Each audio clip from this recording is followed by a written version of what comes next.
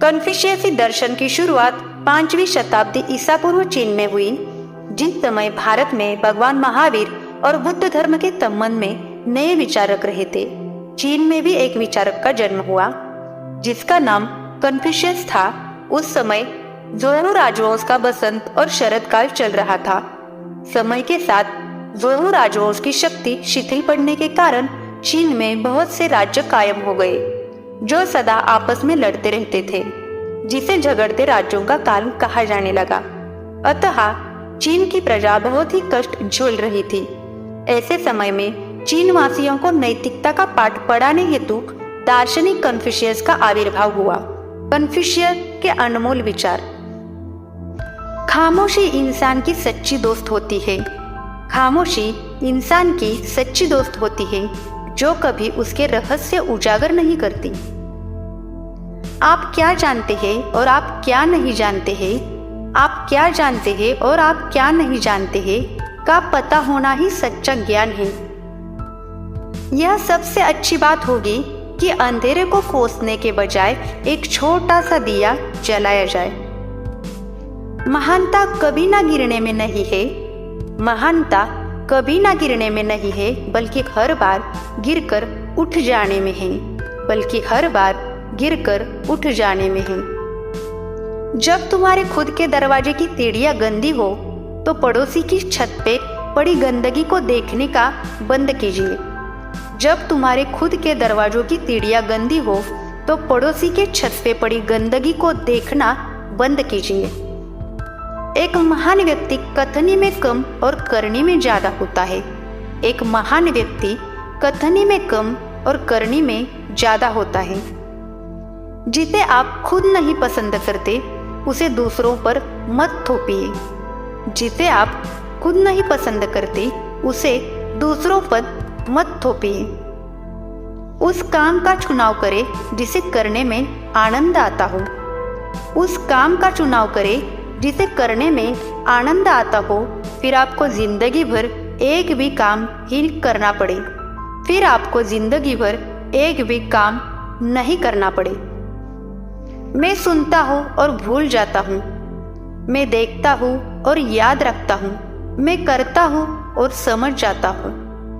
मैं सुनता हूँ और भूल जाता हूँ। मैं देखता हूँ और याद रखता हूँ। मैं करता हूँ और समझ जाता हूँ। वास्तव में हमारा जीवन बहुत ही सरल है, लेकिन हम ही उसे जटिल बनाने पर तुले रहते हैं।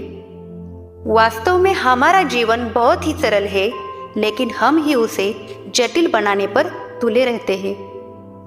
जब यह स्पष्ट हो कि लक्ष्य तक पहुंचा नहीं जा सकता, जब यह स्पष्ट हो कि लक्ष्य तक पहुंचा नहीं जा सकता, तब लक्ष्य न बदले।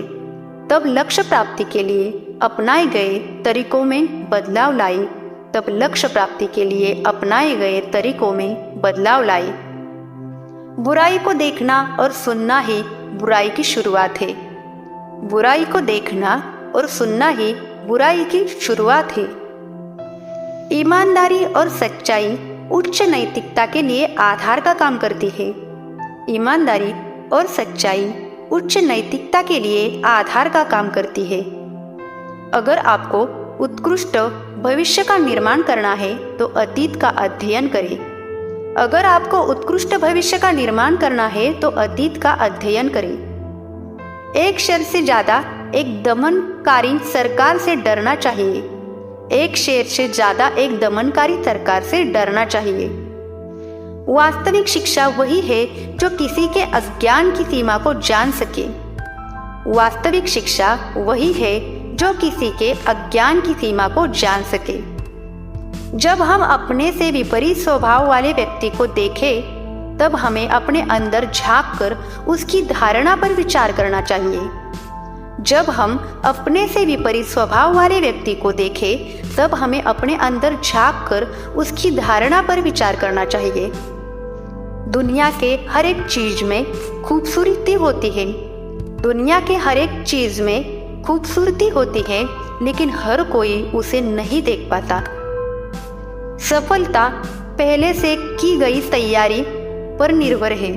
सफलता पहले से की गई तैयारी पर निर्भर है और बिना ऐसी तैयारी के असफलता निश्चित है। रत्न बिना रगड़े कभी नहीं चमकते। रत्न बिना रगड़े कभी नहीं चमकते, वैसे ही आदमी का व्यक्तित्व बिना संघर्ष के नहीं निखरता। वैसे ही आदमी का व्यक्तित्व बिना संघर्ष के नहीं निखरता।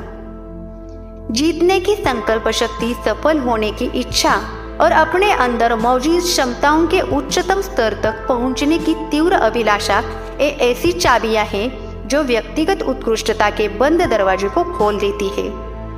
जीतने की संकल्प शक्ति, सफल होने की इच्छा और अपने अंदर मौजूद क्षमताओं के उच्चतम स्तर तक पहुंचने की तीव्र अभिलाषा ये ऐसी चाबियां हैं जो व्यक्तिगत उत्कृष्टता के बंद दरवाजों को खोल देती है। जब भी क्रोध बढ़े उसके परिणामों के बारे में सोचे। जब भी क्रोध बढ़े उसके परिणामों के बारे में सोचे। बिना किसी आदर भावना के, एहसास के हम इंसान को जानवरों से कैसे अलग कर सकते हैं? बिना किसी आदर भावना के एहसास से हम इंसान को जानवरों से कैसे अलग कर सकते हैं?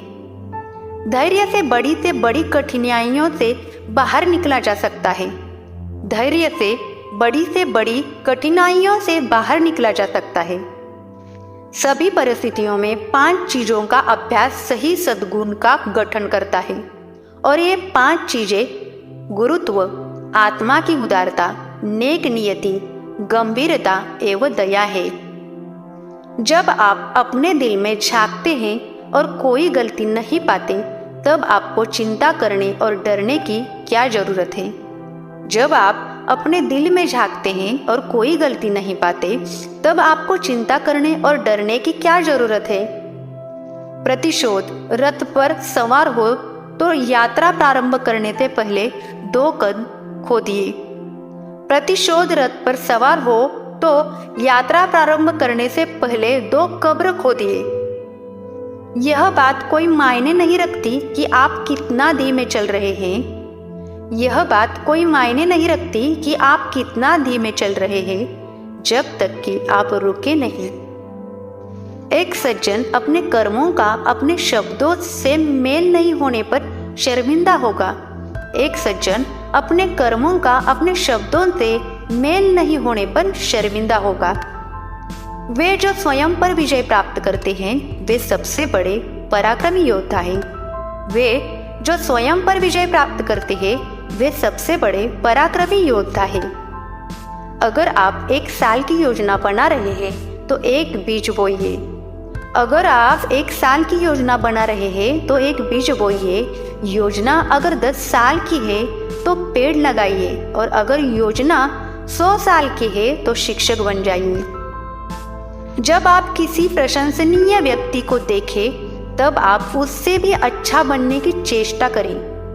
जब आप किसी प्रशंसनीय व्यक्ति को देखें तब आप उससे भी अच्छा बनने की चेष्टा करें। लेकिन जब आप अप्रशंसनीय व्यक्ति को देखें तब स्वयं के अंदर झांककर आत्म परीक्षण या आत्मनिरीक्षण करें। जीवन की उम्मीदें कर्मठता पर निर्भर है। जीवन की उम्मीदें कर्मठता पर निर्भर है। एक मैकेनिक को अपने काम में खरा उतरने के लिए पहले अपने उपकरणों को तेज करना जरूरी है। जीवन की उम्मीदें कर्मठता पर निर्भर है। एक मैकेनिक को अपने काम में खरा उतरने के लिए पहले अपने उपकरणों को तेज करना जरूरी है। किसी कमी के साथ एक हीरा बिना किसी कमी के पत्थर से बेहतर है। किसी कमी के साथ एक हीरा बिना किसी कमी के पत्थर से बेहतर है। तुम बिना कुछ सीखे एक किताब नहीं खोल सकते। तुम बिना कुछ सीखे एक किताब नहीं खोल सकते। बुद्धि, करुणा और साहस व्यक्ति के लिए 3 सार्वभौमिक मान्यता प्राप्त नैतिक गुण हैं। नफरत करना आसान है, प्रेम करना मुश्किल। नफरत करना आसान है, प्रेम करना मुश्किल। चीजें इसी तरह काम करती है। सारी अच्छी चीजों को पाना मुश्किल होता है और बुरी चीजें बहुत आसानी से मिल जाती है और बुरी चीजें बहुत आसानी से मिल जाती है। मृत्यु और जीवन के अपने नियोजन निर्धारित है। मृत्यु और जीवन के अपने नियोजन निर्धारित है। संपत्ति और सम्मान भगवान पर निर्भर करते हैं। संपत्ति और सम्मान भगवान पर निर्भर करते हैं। आप कहीं भी जाएं, दिल से जाएं। अच्छी तरह से शासित देश में गरीबी के लिए शर्मिंदा होना पड़ता है। अच्छी तरह से शासित देश में गरीबी के लिए शर्मिंदा होना पड़ता है। बुरी तरह से शासित देश में संपत्ति के लिए शर्मिंदा होना पड़ता है। संपत्ति के लिए शर्मिंदा होना पड़ता है। जो व्यक्ति दूसरों की भलाई करता है वह अपनी भलाई निश्चित कर लेता है। जो व्यक्ति दूसरों की भलाई करता है वह अपनी भलाई निश्चित कर लेता है। व्यक्ति जितना अधिक अच्छे विचारों पर चिंतन मनन करेगा उसकी दुनिया उतनी ही बेहतर एवं व्यापक होगी। व्यक्ति जितना अधिक अच्छे विचारों पर चिंतन मनन करेगा उसकी दुनिया उतनी ही बेहतर एवं व्यापक होगी। हम अपना ज्ञान 3 तरीकों से अर्जित कर सकते हैं। हम अपना ज्ञान 3 तरीकों से अर्जित कर सकते हैं। पहला, चिंतन करके, जो कि सबसे सही तरीका है। दूसरा, अनुकरण करके, जो कि सबसे आसान है। और तीसरा, अनुभव से, जो कि सबसे कष्टकारी है। विश्व को व्यवस्थित रखने के लिए पहले राष्ट्र को व्यवस्थित रखना होगा। विश्व को व्यवस्थित रखने के लिए पहले राष्ट्र को व्यवस्थित रखना होगा। राष्ट्र को व्यवस्थित करने के लिए परिवार को व्यवस्थित करना होगा। परिवार को व्यवस्थित करने के लिए व्यक्तिगत जीवन का संवर्धन करना होगा। और व्यक्तिगत जीवन के संवर्धन के लिए हमें सबसे पहले अपना दिल साफ रखना होगा। कन्फ्यूशियसी दर्शन की शुरुआत 5वीं शताब्दी ईसा पूर्व चीन में हुई, जिस समय भारत में भगवान महावीर और बुद्ध धर्म के संबंध में नए विचारक रहे थे। चीन में भी एक विचारक का जन्म हुआ जिसका नाम कन्फ्यूशियस था। उस समय जोऊ राजवंश का बसंत और शरद काल चल रहा था। समय के साथ जोऊ राजवंश की शक्ति शिथिल पड़ने के कारण चीन में बहुत से राज्य कायम हो गए जो सदा आपस में लड़ते रहते थे, जिसे झगड़ते राज्यों का काल कहा जाने लगा। अतः चीन की प्रजा बहुत ही कष्ट झेल रही थी। ऐसे समय में चीन वासियों को नैतिकता का पाठ पढ़ाने हेतु दार्शनिक कन्फ्यूशियस का आविर्भाव हुआ। इनका जन्म ईसा मसीहा के जन्म के करीब 550 वर्ष के पहले चीन के शानडोंग प्रदेश में हुआ था। बचपन में ही उनके पिता की मृत्यु हो गई। उनके ज्ञान की आकांक्षा असीम थी। बहुत अधिक कष्ट करके उन्हें ज्ञान अर्जन करना पड़ा था। 17 वर्ष की उम्र में उन्हें एक सरकारी नौकरी मिली। कुछ ही वर्षों के बाद सरकारी नौकरी छोड़कर वे शिक्षण कार्य में लग गए। घर में ही एक विद्यालय खोलकर उन्होंने विद्यार्थियों को शिक्षा देना प्रारंभ किया। वे मौखिक रूप से विद्यार्थियों को इतिहास, काव्य और नीतिशास्त्र की शिक्षा देते थे। उन्होंने काव्य, इतिहास, संगीत और नीतिशास्त्र पर कई पुस्तकों की रचना की। 53 वर्ष की उम्र में लू राज्य में एक शहर के वे शासनकर्ता तथा बाद में वे मंत्री पद पर नियुक्त हुए। मंत्री होने के नाते उन्होंने दंड के बदले मनुष्य के चरित्र सुधार पर बल दिया। कन्फ्यूशियस ने अपने शिष्यों को सत्य, प्रेम और न्याय का संदेश दिया। वे सदाचार पर अधिक बल देते थे। वे लोगों को विनयी, परोपकारी, गुणी और चरित्रवान बनने की प्रेरणा देते थे। वे बड़ों एवं पूर्वजों को आदर सम्मान करने के लिए कहते थे। वे कहते थे कि दूसरों के साथ वैसा बर्ताव न करो जैसा तुम स्वयं अपने साथ नहीं करना चाहते हो।